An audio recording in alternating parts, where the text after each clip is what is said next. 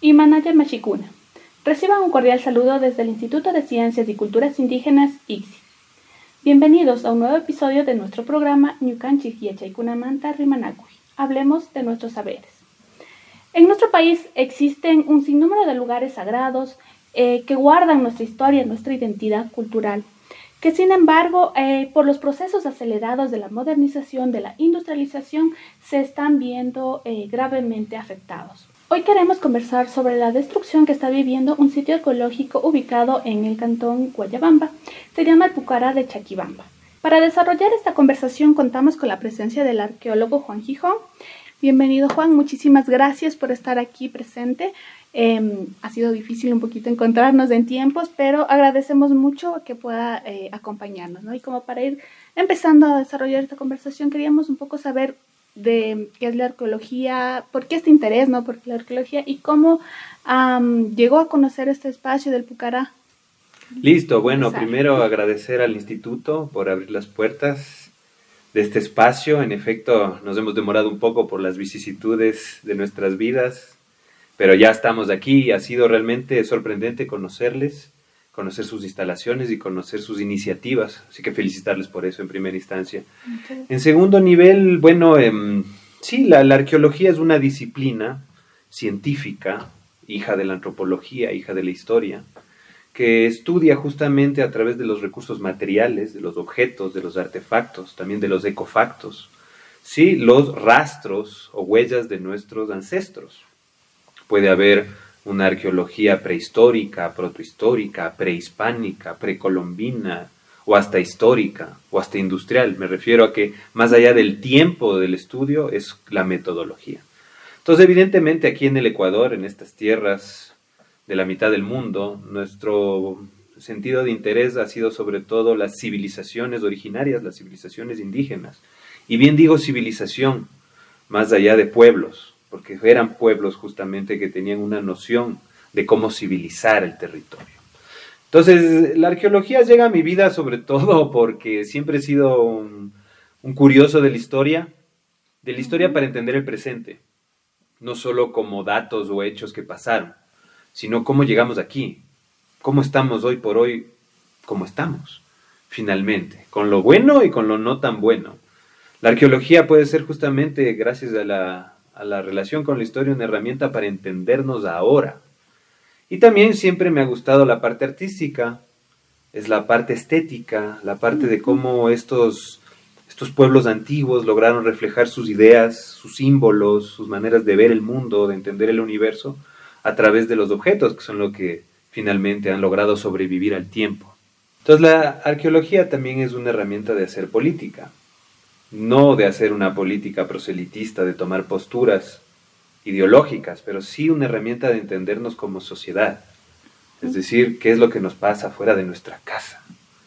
Y es una herramienta que nos ayuda a entender hacia dónde vamos, cómo gestionamos justamente ese bagaje cultural que tenemos y cómo gestionamos el territorio, porque justamente la arqueología, los yacimientos, los asentamientos, los sitios arqueológicos están en lugares muy diversos que responden justamente a esa diversidad cultural de los pueblos que están en el Ecuador, ya sea debajo de las selvas amazónicas, en los Andes, en los páramos, debajo del agua, en el Océano Pacífico. Tenemos una diversidad impresionante. Entonces, esa es un poquito nuestra visión, entendernos en el tiempo, entendernos en el espacio, entendernos en nuestros valores, porque hemos heredado valores, hemos olvidado también valores. Claro. Sí, entonces ese es un poco nuestro quehacer desde la arqueología. Qué lindo, ¿no? Conocer de dónde viene y hacia dónde vamos como sociedad, como sociedades diversas, como nos cuentan, ¿no? Este Pucará es un lugar estratégico, ¿no? Entendemos desde la cosmovisión andina, se ha hablado mucho de los Pucarás porque son espacios sagrados, ¿no? Pero queríamos saber también desde la arqueología cómo entenderlo, ¿no? Desde esta parte científica, qué es esto de un Pucará y qué objetos en sí sagrados, ¿no? Se han encontrado en este espacio de Chaquibamba. Bueno, lo primero que tenemos que definir es el concepto de Pucará, la palabra en sí. Esta palabra viene más bien de la arqueología peruana, ¿sí? Porque los pucaraes son una definición de fortalezas militares para el mundo inca, ¿sí? Y luego se hace una extrapolación y ahora se utiliza Pucará un poco para definir cualquier sitio que se encuentre en un espacio de promontorio con condiciones defensivas. Pero eso no implica que los pucarás en el Ecuador tengan todos funciones militares, ¿ok? Eso es lo primero que tenemos que definir. Es tomado de la disciplina arqueológica en el Perú. En el caso del Ecuador, estos pucarás pueden tener varias funciones y pueden ser preincaicos, que es importante decir.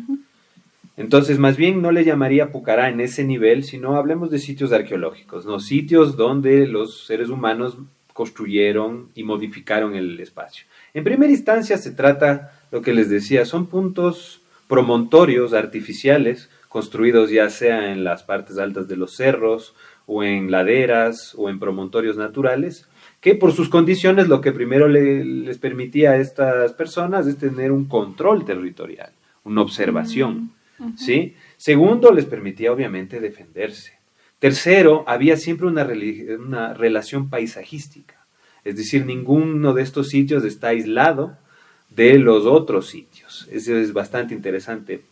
Estos lugares, si uno va, siempre van a tener un tema de orientación, dónde nace el sol, dónde se pone el sol, la relación con la luna, porque la arquitectura estaba totalmente relacionada al paisaje tanto terrestre como celeste.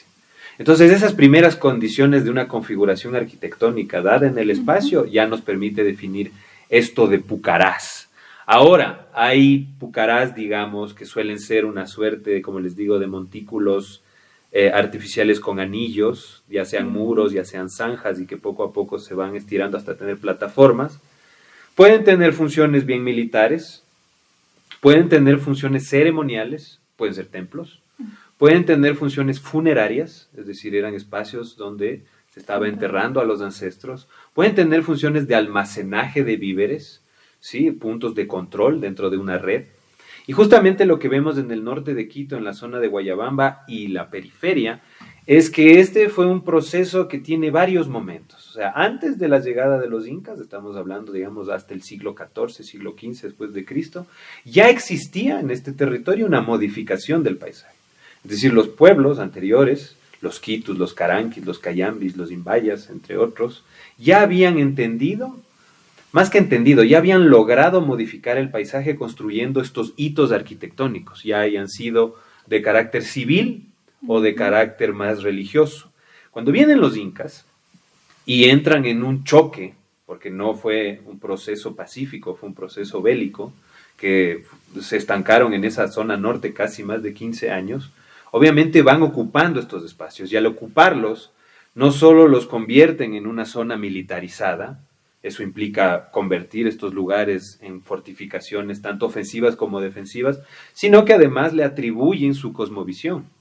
Entonces no solo recogen la cosmovisión anterior a ellos, con sus deidades y sus nociones, sino que implantan también su ideología, como hace cualquier invasor. Los españoles cuando vinieron aquí lo primero que hicieron fue poner sus iglesias sobre los templos. Entonces hay que entender la conquista incaica también como un proceso que cambió mucho la dinámica del espacio. Entonces cuando llegamos los arqueólogos a analizar estos espacios, tenemos que entender que estos espacios están estratificados justamente en estos diferentes momentos. Es decir, no puedo ver solo una cultura ahí. Tengo que ver desde el primer poblador, si es que hay un caso, hasta el último, que es el de ahora. Entonces, esta secuencia histórica es lo que nosotros estudiamos en estos lugares. Y en esta secuencia histórica, ¿qué poblados han podido encontrar? Bueno, en la zona norte de Guayabamba ha habido algunos estudios, ha pasado por ahí la arqueóloga Tamara Bray, el Fonsal, en su momento, que ahora es del Instituto Metropolitano de Patrimonio, levantó todo un atlas arqueológico desde la época de Olger Jara, un querido arquitecto y arqueólogo que además hizo procesos de restauración importantes. Ha habido arqueólogos nacionales e internacionales que han hecho estudios y se ha podido definir justamente que las poblaciones están ahí de manera continua por lo menos unos 2.000 o 3.000 años, al menos en esas zonas. Hay zonas más antiguas, por ejemplo en la zona del Ilaló, en la zona del Inca o en otros lugares tenemos vestigios precerámicos, estamos hablando de más de 10.000 años. Pero al menos ya como sociedades digamos, integradas, consolidadas, con una identidad propia. Estamos hablando desde el desarrollo regional. Y bueno, hay procesos más antiguos. Pero en todo caso, para el tema de los pucarás, es una época que dura alrededor desde el 1200 después de Cristo, desde esta construcción de monumentos, de estos promontorios que son de grande envergadura. Estamos hablando de construcciones que oscilan, están levantando, es de estructura de tierra, ¿no? Son arquitecturas de tierra, no de piedra. Y luego las crean muros de contención y demás. Entonces estamos hablando de lugares que están levantando hasta 8 o 10 metros de ingeniería y de arquitectura. Es como el caso del Cochasquí. En Cochasquí tú tienes estas pirámides truncas que pueden llegar a tener 20, 30 metros de altura, ¿no? En un entorno que además Cochasquí, la mitad del agua, en un entorno casi inundable, ¿no? Entonces hay que entender esa dinámica. Y luego la ocupación incaica dura más o menos unos 40 años. Unos 40 años de los cuales, al menos en esta parte norte, ¿no? De entre los cuales, como te decía, 15 fueron aventuras militares, avanzar, retroceder, hasta consolidarse.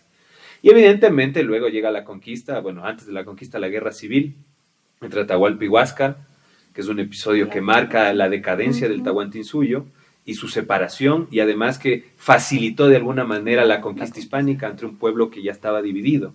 Y luego, bueno, durante los 400 años o 300 años de colonia, estos sitios se olvidan, se vuelven haciendas grandes, cambia su dinámica, se olvida esa sacralidad, se vuelven simplemente zonas de sembrío, zonas de observación o donde poner las casas.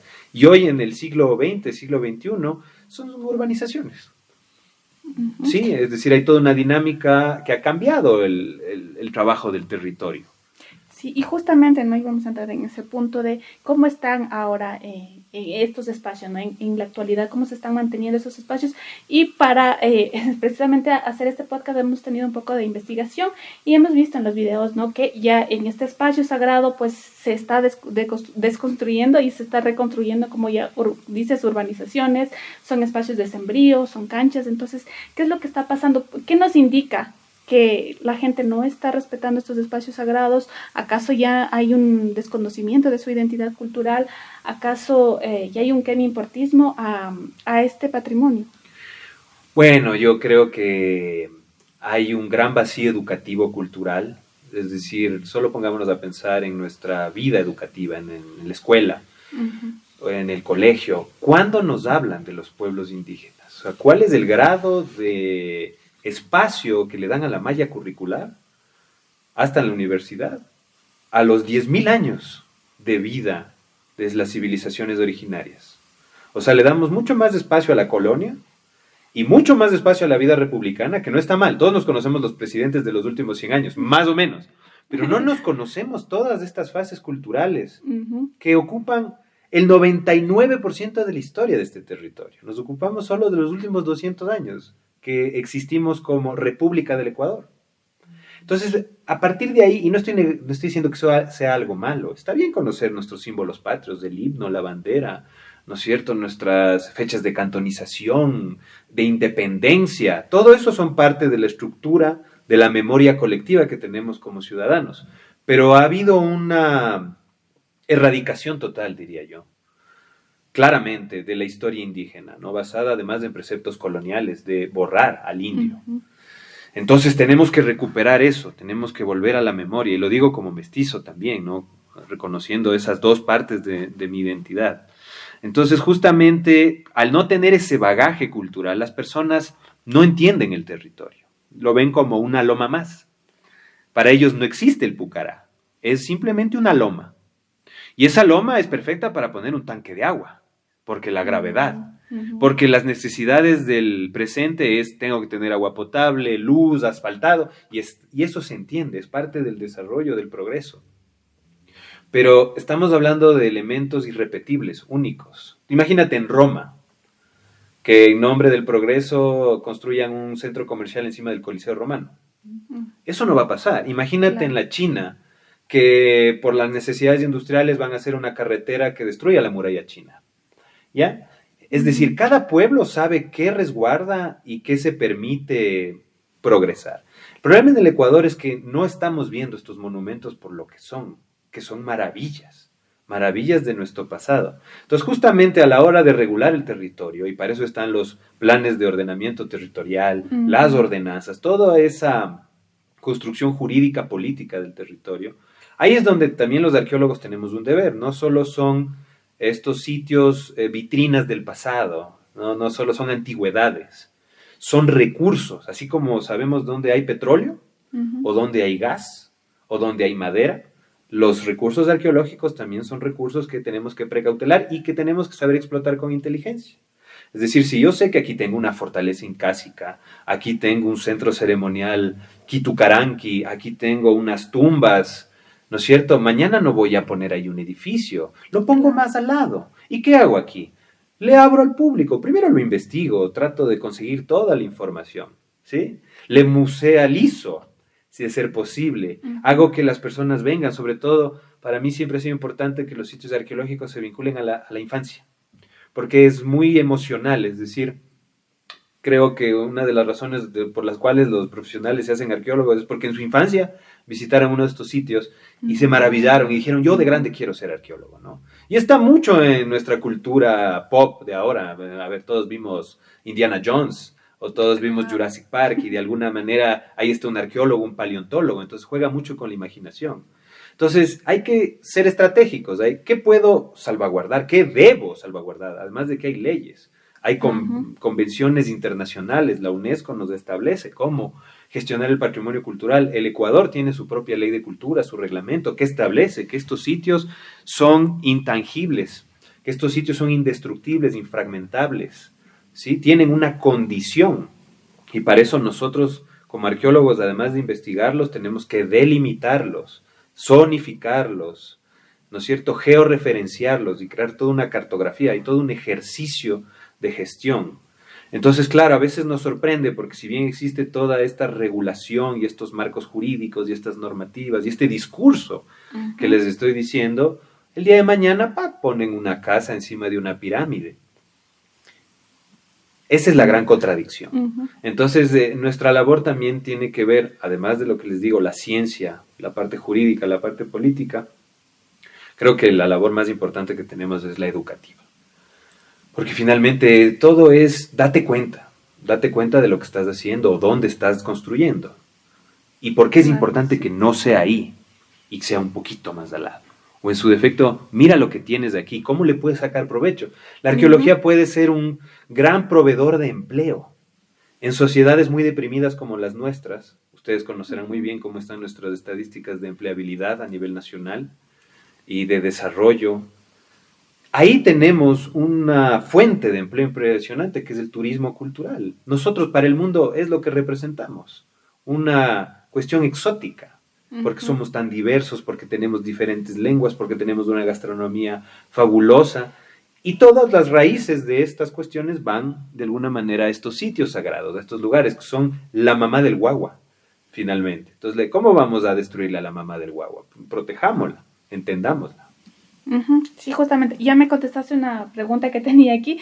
Justamente iba a hablar, ¿no?, del marco legal. Como tú dices, tenemos todo un aparataje legal que se supone que está protegiendo estos espacios e instituciones también, ¿no?, como el Instituto de Patrimonio, el Ministerio de Cultura. Sin embargo, pues se ve que hace falta muchísima más investigación, hace falta también educación en la ciudadanía. Y como para ya ir pasando a otro tema, quería saber ¿qué se estaría pensando para el futuro? ¿Cómo podríamos llegar a tener que todos estos espacios pues formen todo un conjunto de un turismo, una línea turística que genere empleo, como dices, que genere también ingresos económicos para el país? ¿Cómo podríamos mirar esto a futuro? Bueno, cuando uno no sabe, hay que aprender de los que ya lo han hecho. Entonces, por ejemplo, uno de nuestros referentes regionales en cuanto a cómo la arqueología es un proveedor de desarrollo socioeconómico es el Perú. Y el Perú tiene un montón de contradicciones, ¿no? Es un país con muchas riquezas y muchos problemas a la interna, pero finalmente la arqueología ha sido una de esas herramientas para que el país sobresalga en el mundo. ¿Qué va a hacer uno en el Perú si no es a conocer Machu Picchu? Si no es a conocer el Cusco, si no es a conocer las Huacas Moches, si no es a conocer el Camino del Inca, que son kilómetros y que además del Camino del Inca pasa por el Ecuador y llega hasta Colombia. Claro. Otro referente en la región, un poco más alejado, es México. México ha construido toda una narrativa en torno a su pasado maya, azteca, teotihuacán, los olmecas, y han construido rutas, han construido una economía que gira en torno a esto, el mismo concepto de pueblo mágico, por ejemplo, que se quiso adaptar aquí, pero que se lo adaptó muy superficialmente, muy solo desde las declaratorias de papel, ¿no? Desde la construcción de capacidades.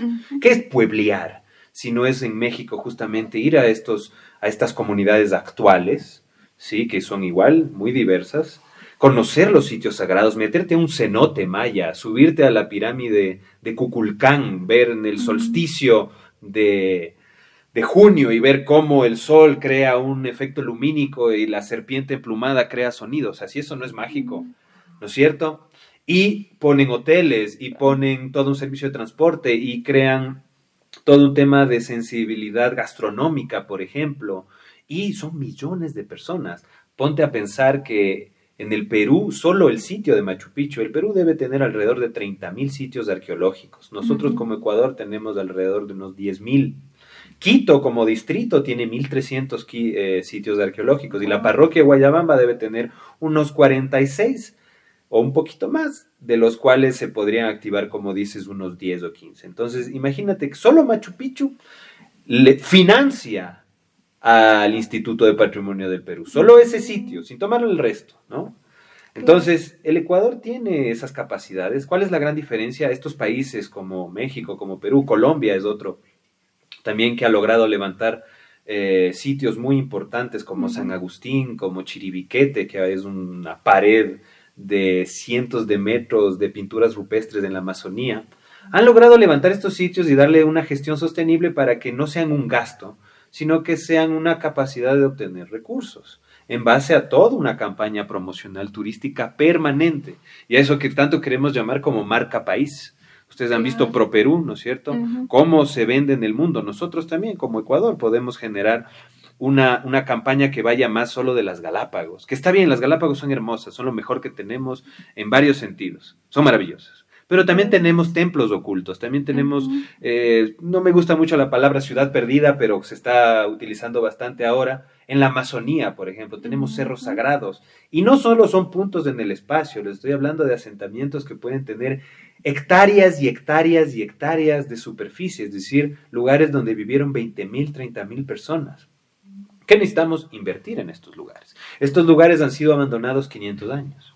Entonces, ¿qué tienen encima? Tienen un montón de tierra, tienen selvas, tienen un montón de elementos que con el tiempo los han ido destruyendo. Hay que reconstruirlos. Tal vez no todo, pero parcialmente podemos reconstruir las zonas más atractivas, las de mayor interés. Obviamente esto conectado con investigación. Entonces, para el caso de Guayabamba, por ejemplo, y se ha planteado, existe toda una ruta de los pucarás, porque no es el único pucará el de Chaquibamba. Como te digo, cuando los incas entraban desde el sur y fueron hacia el norte, se estancaron como 15 años. Construyeron todo este sistema de fortificaciones, caminos, tambos, puntos de control, y el defensor, los pueblos Quitucaranqui, hicieron lo mismo. Entonces tenemos ahí plasmado, fijado en el tiempo y en el espacio, un frente de guerra manifestado en el territorio. Imagínate poder decirles a los turistas, tanto nacionales como internacionales, vengan a conocer cómo fue la guerra de los incas con los caranquis. Y eso por darte un dato atractivo. Hay datos más profundos, conocer los templos preincaicos, conocer la arqueoastronomía. La arqueoastronomía es la disciplina arqueológica de estudiar cómo los pueblos antiguos veían el movimiento de los astros, cómo ellos establecieron sus calendarios agrícolas, cómo veían el movimiento del sol, de la luna, de las constelaciones. Estamos en la mitad del mundo. Nuestro país, Ecuador, se debe a la astronomía. Tenemos un nombre astronómico por estar en la mitad, por ser equinocciales. Entonces, esa es parte de la narrativa que podemos dar al mundo, no solo vender la idea de la geodesia francesa que vinieron y establecieron una línea que divide, ¿no? Como dice un buen amigo Cristóbal Cobo, más bien es una línea que une. ¿Sí? Entonces no solo nos une norte-sur, nos une también en el tiempo. Y entender que los pueblos indígenas también tenían nociones de geodesia y de observación celeste. Entonces te das cuenta la cantidad de cosas que podemos contarle al mundo. Otras cosas que podemos contar, la medicina ancestral, por ejemplo. Estos lugares sagrados eran lugares de sanación, eran lugares de entendimiento. ¿Cuántas ceremonias ancestrales que hasta ahora se siguen practicando y que fueron prohibidas por la colonia, ¿no es cierto? Porque fueron consideradas paganas, porque eran el diablo, pero que ahora se ven que ciertas plantas, ciertos usos están curando enfermedades que se consideran incurables, como el cáncer u otros. En un mundo globalizado, industrial, químico, el Ecuador puede proveer toda una capacidad de entendernos como seres humanos y volver un poco a la tierra. Entonces, no me quedo solo en el discurso científico, arqueológico, sino como un país que puede darle al mundo muchas cosas. Sí, ¿no? Y es interesante que podemos mirar más allá de lo que tenemos de una montaña como sin, que no tiene, que supuestamente no tiene estructura, pero va más allá, ¿no es cierto? Son historias, son tesoros que están ahí escondidos y que nos puede dar un indicio de quiénes fuimos y hacia dónde vamos también. Y así como este lugar, hay muchísimos otros lugares que están también abandonados, ¿no? Sitios arqueológicos, sitios sagrados, como yo digo, importantes para nuestra sociedad. Por ejemplo, te comento en Saraguro, donde mis abuelitos pastaban las vacas, hay un lugar que se llama Ingapirca. Y ahí se han encontrado pequeños vestigios arqueológicos. Pensamos que son incaicos o quizás sean preincaicos. No ha habido una investigación ahí, pero siempre ha sido como la leyenda de los abuelitos decir que estos eran de los gentiles, decían ellos, ¿no? Gente que estuvo antes de nosotros que ellos y que construyeron, había edificaciones, pero están perdidas en el tiempo. Como digo, es un lugar para pastar ganado y no ha habido esa investigación que debería haber. Como dices, el Ecuador es un lugar diverso, es tan rico, tiene una potencia muy grande en el tema turístico, pero no se ha explotado. Y otra cosa que yo también pensaba es el tema de que en las comunidades, en las personas, también hay como este miedo, ¿no? De si encuentro un lugar sagrado o si encuentro, digamos, cuando están construyendo su casita, encuentran una olla, alguna cosa que representa, ¿no? Esta historia, esta riqueza cultural. No lo dicen, no hay como acercarse a un instituto, a un establecimiento para mostrar esto, sino más bien es como guardarlo porque si no van a venir a excavar y me van a quitar, o lo que se encuentre, ¿no? Se lo van a llevar a un museo o simplemente desaparece, ¿no? Entonces, quería ver algún mensaje que nos puedas dejar a las comunidades, a las personas, a todos quienes habitamos este territorio, cómo recoger todo esto, cómo valorarlo, cómo darle como este sentido de lo sagrado, de que es parte de nuestra historia, es parte de nuestra vida y que no nos dejemos olvidar. La ley establece que los sitios arqueológicos son propiedad del Estado. ¿A qué me refiero con esto? El Estado no son las instituciones, el Estado somos nosotros, los ciudadanos. Entonces no es una propiedad de tenencia de la tierra, sino de una propiedad sobre el conocimiento que se puede conseguir de estos sitios. Entonces, claro, ha habido mucho miedo porque se piensa que se les va a quitar las tierras. Y eso no pasa. Eso es lo primero que tienen que saber. Los arqueólogos podemos ser grandes aliados justamente de los propietarios de estos lugares para que defiendan sus espacios. Les digo porque mañana puede pasar un oleoducto, puede pasar una autopista, puede haber una cantera, puede haber un pozo petrolero y con esos recursos sí hay problemas, ¿no es cierto? Claro.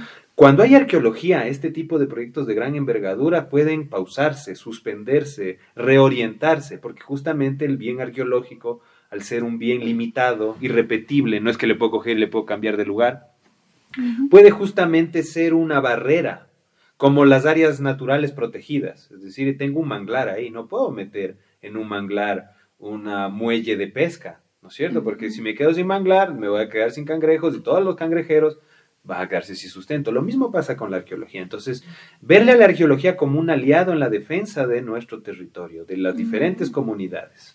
Eso es lo primero que hay que entender. ¿Sí? Si tengo unas tolas aquí, si tengo unas pirámides, si tengo un camino de piedra, esto me ayuda a defender mi territorio de mañana, otros problemas que puedan suceder, que mañana venga un inversor inmobiliario y me ponga una urbanización y me destierre. ¿Ya? Ahora, eso desde la primera línea. También puede ser un atractor justamente de inversión. Hay que pensar que hay diferentes niveles de gestión, dependiendo del sitio. Por ejemplo, si el sitio es de interés nacional, obviamente las instituciones que querrán gestionar esto o que deben son las instituciones nacionales, entiéndase un ministerio u otro, o pueden ser municipales. Hay sitios arqueológicos gestionados por municipios. El caso de Quito es un caso ejemplar. Por ejemplo, Quito como municipio gestiona 3 sitios arqueológicos, que es Rumipamba, Tulipe en el Chocó andino y el tema de las tumbas de la Florida. Y son sitios musealizados, y son públicos, son gratuitos, y están bien mantenidos. Sí, hay sitios que pueden ser manejados a nivel parroquial, también sucede. Depende de la dirigencia de la parroquia y de su capacidad de entendimiento sobre el tema. Y hay sitios que pueden ser manejados por las comunidades, y hay algunos casos. Aquí en el Ecuador, en Manabí, por ejemplo, tú tienes en Puerto López la comunidad de Agua Blanca, que es parte del pueblo Manta, y que ya va algunos años en este proceso, y diría que es el mejor ejemplo de arqueología comunitaria. Tú vas al lugar, pagas una entrada, es una entrada que te cubre no solo el acceso al museo, tienes piscinas y demás. Ellos han entendido todo el sistema. Y lo que estás entrando es primero a un espacio cuidado, seguro, bonito. Todos los comuneros han tenido capacitación en guianza. Las mujeres se dedican a hacer artesanías, saben hacer masajes con los recursos naturales del lugar, como por ejemplo aceite de palo santo, hacen gastronomía local, y en todo esto estás en el sitio arqueológico. Claro. O sea, la gente vive al lado de las ruinas, pero no está peleando con las ruinas. Mañana hacen una casa, me encontré una urna funeraria con todo y esqueleto, ¿qué voy a hacer? Voy a rescatar esa urna, la voy a poner en el museo comunitario, y bueno, si el lugar era simplemente la urna, pues voy a hacer mi casita. Pero claro, si mañana estoy haciendo la casa sobre el Templo del Sol, ¿cuál es más prioritario? Es un tema de decisión, no es mi decisión como arqueólogo decirles qué hacer o qué no hacer. Es la decisión de las comunidades poner prioridades y ser estratégicos. También hay sitios que pueden ser gestionados por empresas privadas, de todo hay.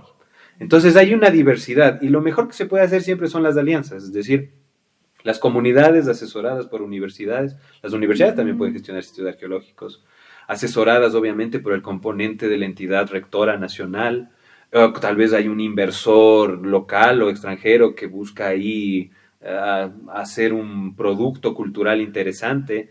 Hay muchas maneras de gestionar, pero lo primero que debe establecerse es, tenemos que tener conocimiento de causa. Entonces, como te digo, lo principal es que las comunidades, los propietarios, se lean la ley. La ley no es una cuestión arbitraria únicamente. Ahora, por ejemplo, hay un reglamento de mera tenencia de objetos arqueológicos. Pues esa es otra preocupación. Mucha gente tiene objetos en sus casas. Y claro, tienen miedo de que mañana llegue la policía y diga, ¿qué hace usted con estas cosas? Y se va preso. Eso no pasa. Lo que sí está sancionado es la venta. No se puede vender arqueología. No lo hagamos. Y no lo hagamos no solo porque está mal, sino que estamos vendiendo nuestra historia. Muchos de los museos del mundo están llenos de arqueología del Ecuador. Sí, en los Estados Unidos, en España, en Francia, en Italia, en Argentina, hay colecciones y colecciones de objetos salidos de sitios sagrados del Ecuador. Y muchas veces es esa la razón por la cual no conocemos nuestra historia, porque nuestra historia está fuera. Entonces, cuando vamos a nuestros museos nos quedamos con las piezas menos interesantes, cuando afuera tienes máscaras de oro, sillas de piedra, monolitos, cosas impresionantes. Y el de afuera conoce más sobre nuestra historia que nosotros mismos. Entonces, cuando usted vende una pieza arqueológica, no solamente está vendiendo un objeto, ¿sí? Está vendiendo parte de su identidad. Entonces, por esa parte ética no hay que venderla. Segundo, la ley te dice que no. Pero ahora con el reglamento usted puede registrar y decir, mira, yo en mi casa, porque vivo encima de una tola o al lado de un pueblo antiguo, me he encontrado estas cosas. Quisiera registrarlas para que a mí se me reconozca como el custodio formal. Y mañana esta persona puede montar su pequeño museíto, su pequeña exposición.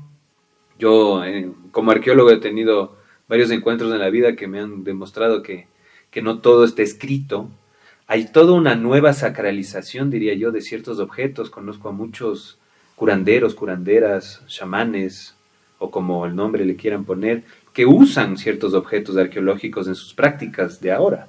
Por ejemplo, en el mundo sáchila sucede, los ponés sáchilas, los sabedores como los yachaks, usan muchas veces ciertos objetos en sus ceremonias. Entonces hay una continuidad. Eso es interesante porque el objeto finalmente se fue su razón de ser originaria. ¿Sí? Las figurinas, por ejemplo, no eran solamente una foto de la época, ¿no? Sino que era una deidad. Entonces, si esta deidad hoy, en el 2025, sigue cumpliendo ese rol de entrar en una ceremonia y proveer sanación, conocimiento, fertilidad, por ejemplo, Entonces sigue cumpliendo su rol. Entonces no me peleo con esa parte.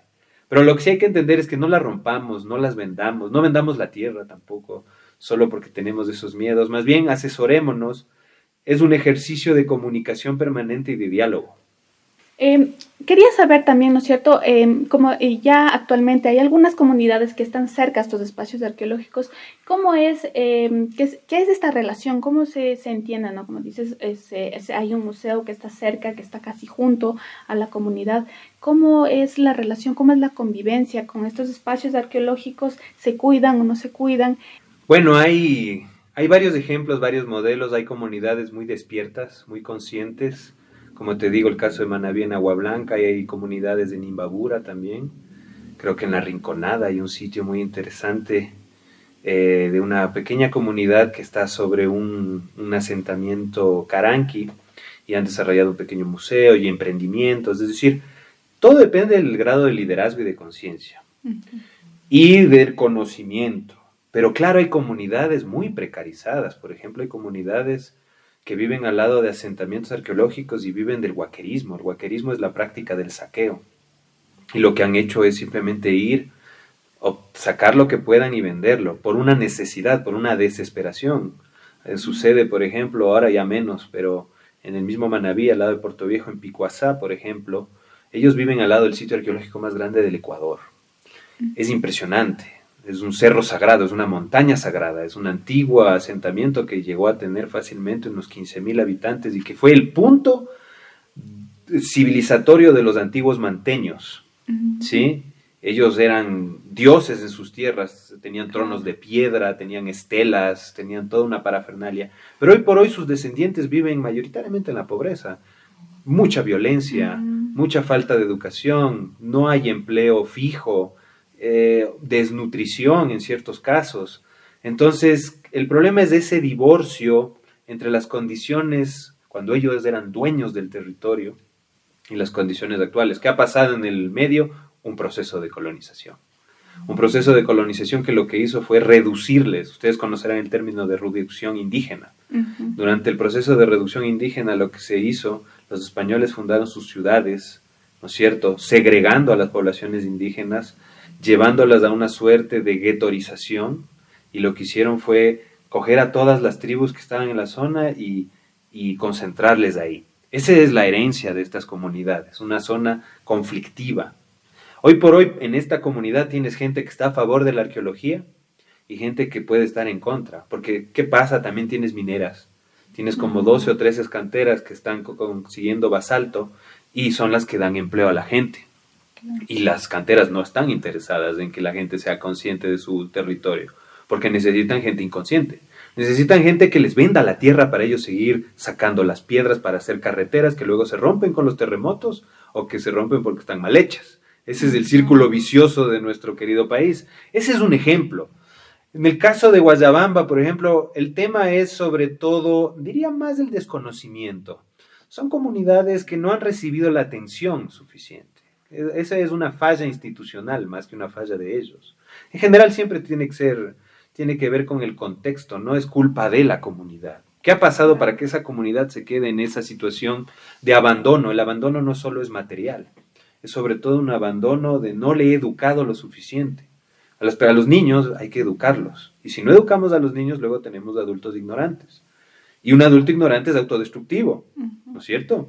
Entonces, ¿qué pasa? En estas comunidades hay altas tasas de desempleo, alcoholismo, ¿no?, situaciones de violencia intrafamiliar.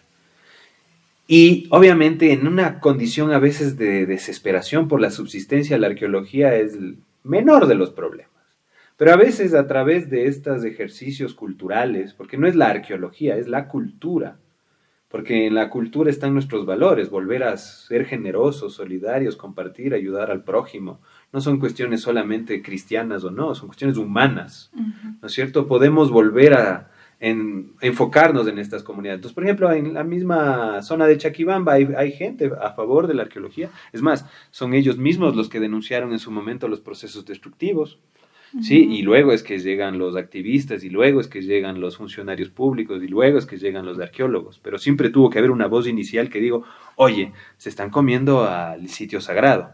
Pero a veces hay condiciones internas, ustedes saben que las comunidades, el término comunidad a veces no aplica a que todos estén de acuerdo. Hay todo un ejercicio de democracia interna. Entonces, a nosotros lo que nos cabe hacer es llegar humildemente y decirles, miren, ustedes tienen esto, y de ustedes con esto pueden llegar acá. Ustedes si se organizan, si se capacitan, si se educan, y no desde una noción patriarcal de nosotros venimos a salvarles, sino miren lo que ustedes tienen, esto es un diálogo permanente. Y en base a los ejemplos que hemos visto en otros lugares, este podría ser su futuro, un futuro donde justamente tengan recursos, no solo materiales, para tener una mejor vivencia. Entonces, así en el Ecuador hay varios casos. Era interesante lo que señalabas en la zona del Austro, por ejemplo, tenemos un montón de arqueología, casi, sobre todo temas relativos al Capañán, camino inca, que atraviesa la cordillera de los Andes de norte a sur. En la parte sur es impresionante, recuperando esos sitios, cuánto trabajo se podría dar a la gente. Y cuántas de esas comunidades que a veces pierden sus cosechas por deslaves, por inundaciones, porque existen esos problemas, por sequías, podrían tener una economía secundaria basada en el turismo arqueológico. Entonces la idea es, tengan estrategias de sobrevivencia, no solo no pongan todos los huevos en la misma canasta. Claro. ¿Ya? La arqueología, como les digo, puede ser, tal vez no te interesa, pero puede ser un recurso que mañana le dé de comer a tu familia. Entonces también el tema es, no me quedo solo en la romantización de la historia, sino que, como decía aquí el compañero, hay que entender las necesidades de las comunidades. Tal vez sus necesidades en este momento es tener agua potable, ¿no es cierto? Entonces ayudémosles a tener agua potable, porque si ellos tienen agua potable, entonces ya no van a tener sed. Y si ya no tienen sed, entonces van a poder pensar en el patrimonio cultural, porque tengo que ir paso a paso. Entonces se ha visto, hay muchos casos donde proyectos arqueológicos, tanto nacionales como internacionales, han logrado traer justamente no solo procesos de investigación, sino fondos para mejorar el sistema de cosechas, fondos para traer alumbrado, fondos para traer agua potable. Es decir, hay que pensar proyectos integrales, porque yo no puedo tener la ciudad sagrada perdida, hermosa, y al lado gente muerta de hambre. No puedo vivir esa contradicción. Claro. Entonces tengo que trabajar holísticamente, íntegramente.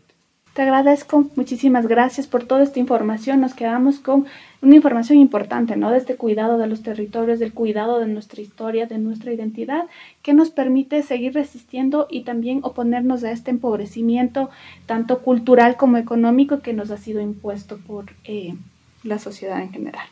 Una vez más, muchísimas gracias. Y a todos ustedes, no se olviden de seguirnos en nuestras redes sociales. Muchas gracias por ver nuestro programa. Hasta la próxima. ICSI, Instituto de Ciencias y Culturas Indígenas, Amauta Runacunapac, Yachay.